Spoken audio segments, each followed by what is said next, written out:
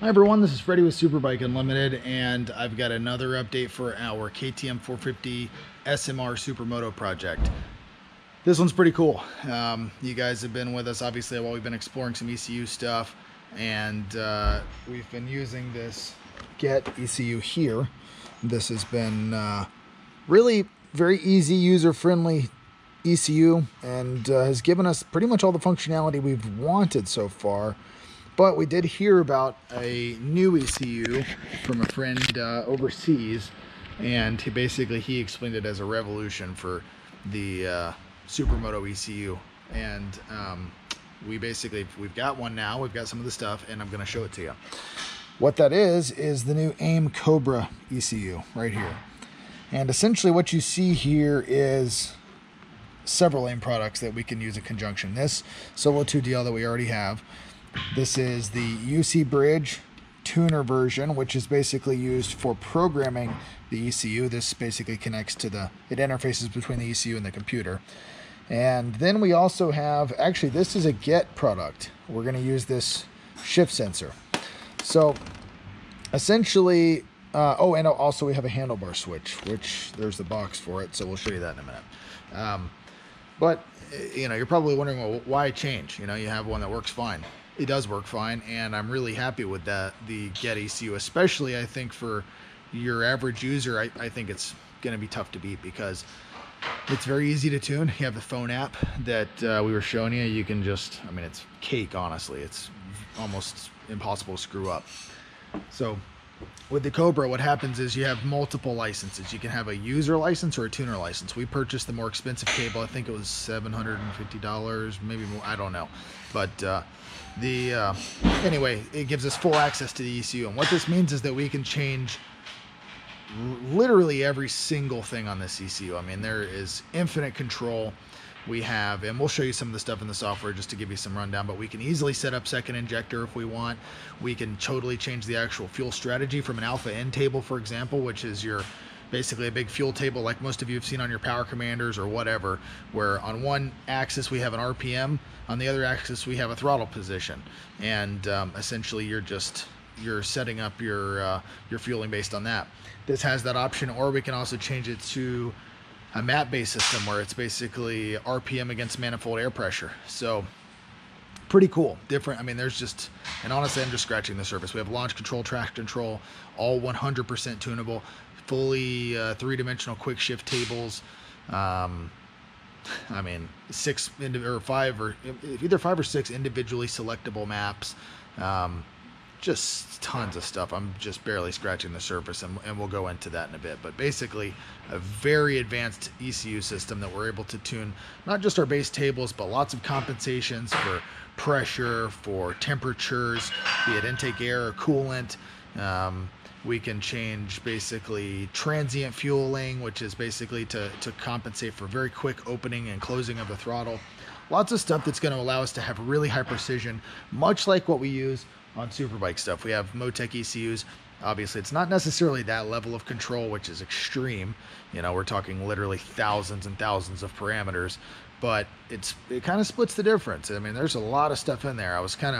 Once I started really poking around and read through the manual and just explored the software, I was kind of fascinated by the level of control that we have for something this small and for, just dirt bike, so to speak. So what we've got is we're going to take off the Get ECU for now, and not necessarily permanently, but at least temporarily. And we're going to pop the Cobra in. We're going to set it up. We're going to start doing some mapping. We are planning to go to a second injector at some point. We're just going to test it and see what happens. It's going to be a little bit easier to set that up with the Cobra. Something I do want to point out is you can do this stuff with the Athena. It doesn't come with the base license. You have to buy a relatively expensive package of software and hardware. Yeah, I want to say it's about $2,000, and it allows you to do a lot of this stuff. I've never bought it, and I haven't seen what it looks like. I presume it's probably similar to what we're seeing with this access to the Aim, but with the Aim, it's less expensive. So, it's one of those things. And on top of that, I've used Aim for years. That's the other thing. It's one less system I need to learn, and we've been using Aim data acquisition for a long time. That brings me back to another point. We display options. So because it's aim based, we can get a CAN cable that interfaces with the Solo and powers it for that matter. And there is a specific stream that we can set up on this that is entirely specific to the ECU. And sorry about that, Tex is doing a tire change in there. And basically because of that, it gives us access to a ton of channels over the CAN bus. So we can build these basic displays. Like this one is just kind of a main display that we've got set up that has RPM, speed. This would be kind of like a road one, gear, and engine coolant temperature. And then we have track stuff with similar, but we've now, instead of speed, we have lap time. Then various lap time based channels like this one, lap plus or minus. You get the idea. Lots of stuff that we can program. This is a diagnostic page that I'm just kind of experimenting with. But the point is, this gives us a very easy way to get all of that information displayed on a display and, more importantly, logged. So if I'm doing, you know, I'm at the racetrack and we're testing stuff, we have super high resolution data that we can see and use and allow us to shape the strategy on this ECU. So it's pretty cool. I'm pretty excited about it. So, oh, here's the handlebar display. So another thing, I just like that a lot of the packaging is a bit more tidy with this system. We have the wiring's a bit nicer compared to the other stuff. And the overall packaging is tidier. This serves multiple functions. This allows us to adjust everything you see here. We can select our map. We can select our TC levels, which are, you know, we have up to 5 traction control levels. We can actually make fueling adjustments on this if we were so inclined in the high, medium, and low ranges. And we can activate launch control on this by holding down both buttons. So really highly, and it works as a shift light. You can set this thing up where all of them light up for shift purposes, as does this. This is going to have LEDs here that come on in sequence based on RPM. So, you know, just the packaging's a bit nicer, and, you know, it's just one of those things where, you know, don't get me wrong, I love the Get. I've had nothing but good results, and we've put them on some customer bikes already and tuned them, and they've kicked ass, frankly. So the idea is, let's just test this thing. Let's see what it does. And especially if it allows us to integrate some of the other stuff that we're trying to do later, such as second injector, maybe it'll work well. And also, we have a really good relationship with Aim, so we have really good access to support. So that's next. We also got some more cool stuff. We got a really nice fuel tank cover from CMT. This is just a carbon piece, kind of a tough thing to get on, and it wasn't a perfect fit. Close enough, but it's a little bit, on this side, it's like fits like a glove. Well, not quite, loose glove. So yeah, it fits about the same on each side.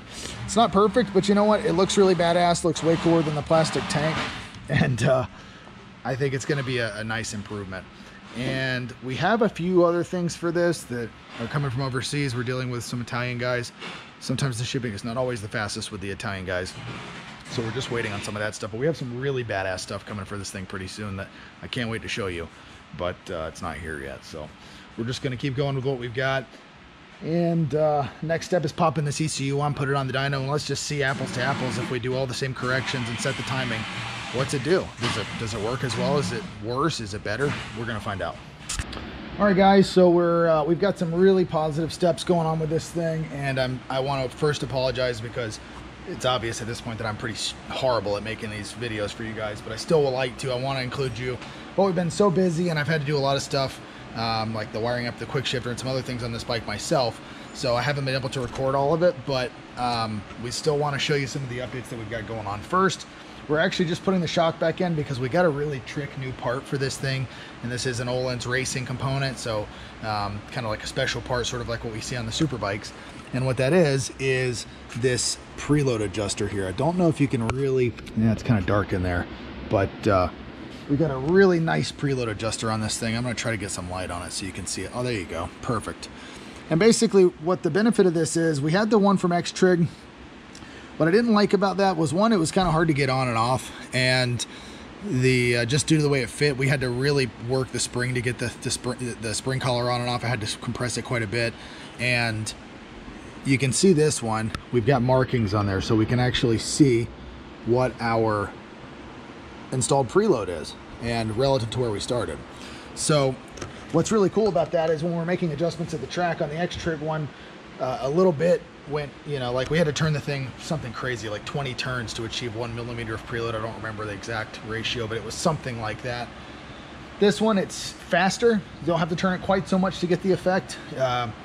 But more importantly, we have clear indicators that show us, so we don't have to sit there and count, okay, that's 40 turns, that's 2 millimeter, you know, that's just it's a bit much to deal with. So this is nice. Not gonna have to worry about that. Also, since the last time we rode it, I think I've touched on this, I put a little more spring in the back. The bike was a little squatty the last time I rode it. And we also have gone ahead and shortened our forks a bit more. We've kind of figured out, okay, we don't want to run this bike tall in the front. Seems to like to be on the nose a bit. So Tex has basically pulled these guys apart, fully serviced them, and you can see we have substantially less showing here. So we've pulled quite a bit of length out of them. Another thing you can see here is we now have this super cool bar mount installed for the Solo 2DL. I had to modify that a bit with a razor blade, basically just notching out this stuff so it would clear our clamps. But other than that, it's gone on pretty much like a glove.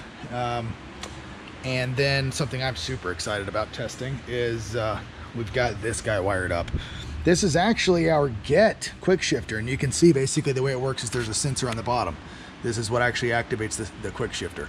And it had a plug-in, or it had an OEM, I think a Sumitomo 2-pin connector on it. And since we have all this cool wiring stuff around, I'll show you, it's a bit of a mess over here in one of my work tables.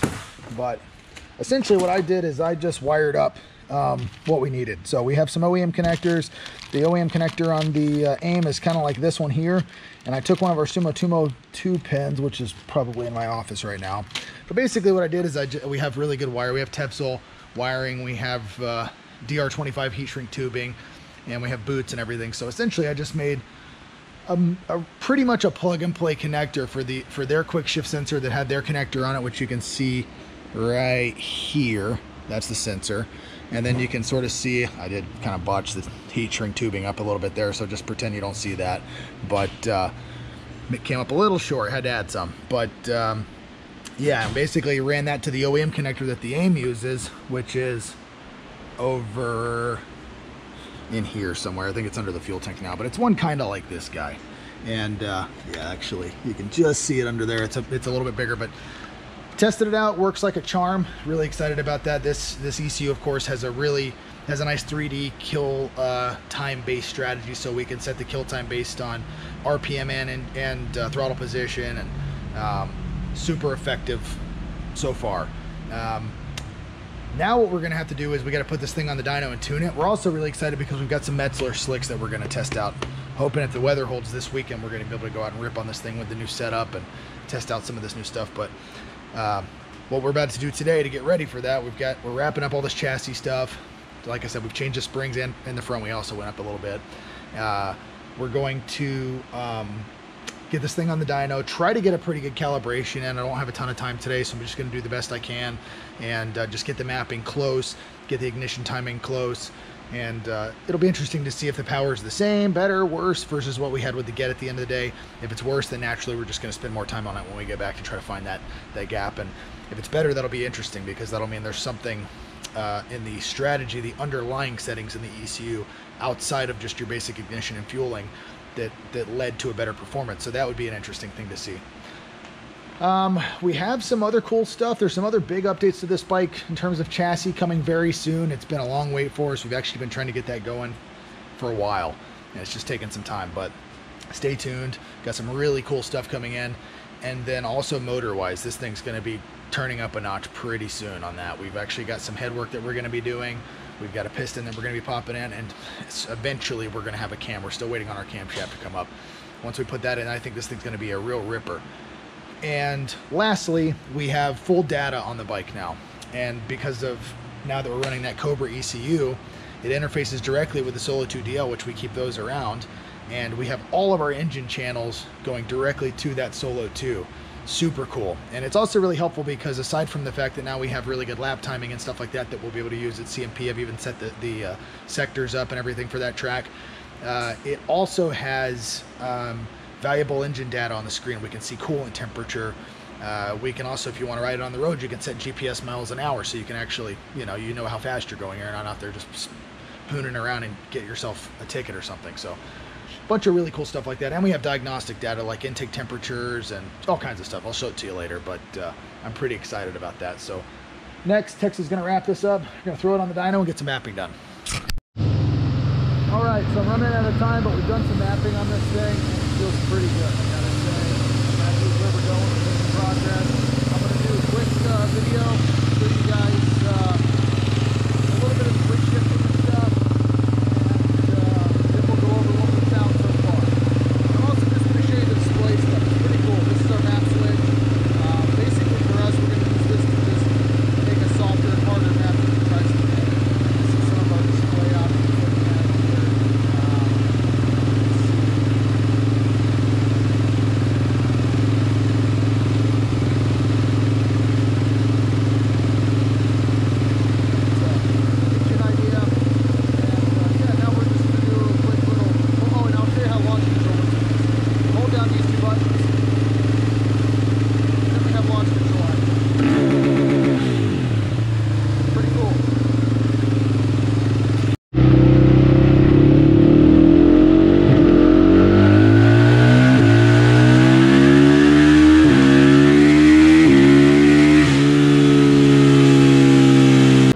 So I've done some preliminary mapping. For sure there's room for improvement. I can see that there's some areas where I'm having a hard time getting the air fuel exactly where I want. It probably has to do with some of the temperature compensations that I have set up in the ECU.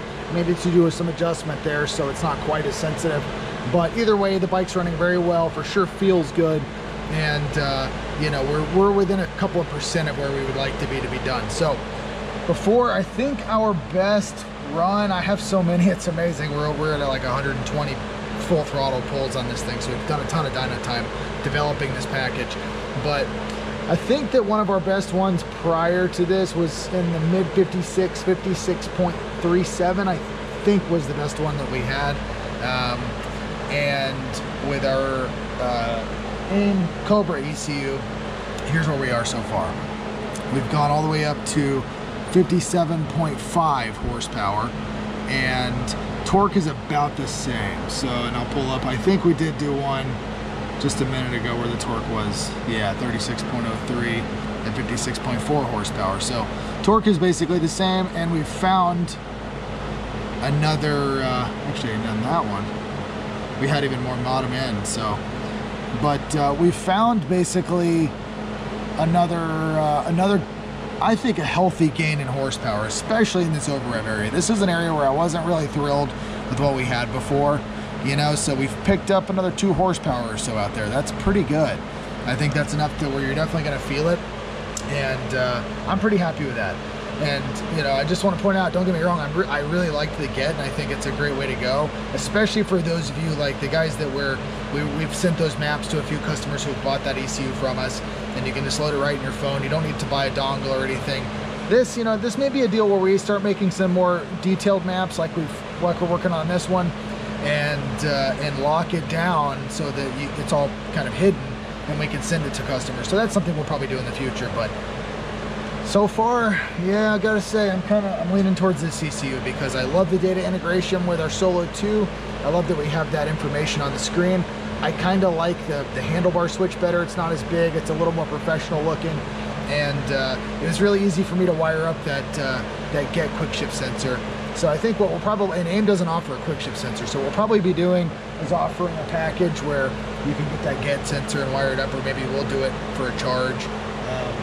But yeah, I gotta say, so far I'm digging this AIM ECU. I think this is gonna be the way to go. So for now, I think that's gonna do it for this one. You know, we'll show you the bike again. Really happy with how it looks. Excited to try out this new seat, our new setup. Looking really good with all the carbon bits and all of our data, new ECU stuff. This bike should be really good. It should be a good step over what we had last time. I'm hoping I can find at least a half a tenth, or maybe even a second or excuse me, a half a second, or maybe even a full second if I'm feeling good over what we had before. The bike should work pretty good. So then, of course, the weather looks a little iffy. We've checking the weather this morning. It looked like there was a chance that we might have some rain down there. I probably won't go if it rains, so we'll hope for the best there. And I want to again apologize. We've been so busy working on these things. We've got our super bikes here, and specifically the Kawasaki. We've had a ton of work to do on that thing and trying to get it ready for some some special stuff that we have coming up. And so I'm sorry that we haven't done more with the Supermoto, but we haven't forgotten about it. In fact, it's something I think about a lot because I love riding that thing. And again, we have some really, really badass upgrades coming soon. So that's for sure going to be next in line. Hopefully we'll be able to get some laps in on this thing, and I'll have some footage for you guys. So we'll see.